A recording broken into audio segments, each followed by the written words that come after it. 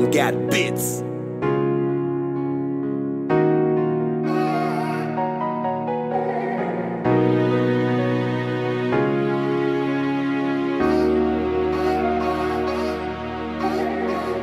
Nan fon la bil, ou tan dekri mwen, nan krimini, ou konen vwa mwen, nan yon go foul, sans hésiter ou identifi mwen.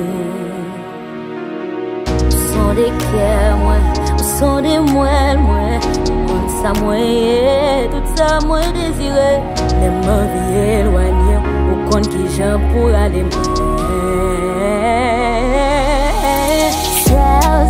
Karele, l'empower person.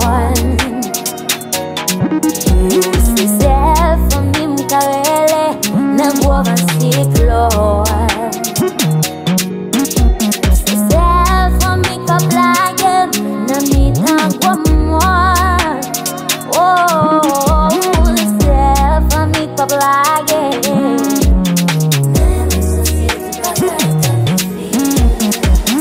Mim gen pou m'pleye like I'm saying apre le ki la pou ta dem. Le sa ta barem li ta ve pou mare ma sa mre me yo li soti pou ta tem. I know, my fun is reign, my savior, Jesus Christ is King, my dear. When I call him, he's always on time. With Jesus no cry. Se li krem pa nan gade moun mal, ou pa ka fè mwen ye gade si mal. Pa pozo paske kri fè mon champion, se mba men pase nan kade final. A klim proteje sans pas besoin de fizi. Li pa jem fèm fè difisi. Et si c'est pas klim te fichu. Yorelel, Adonai, nan batay, El Shaddai. Si mpa fè, vie bagay. Si mpa day, c'est parce qu'elle batay. Dem passe ou toujours avec moi. Pote fermé, c'est ou qui clé moi.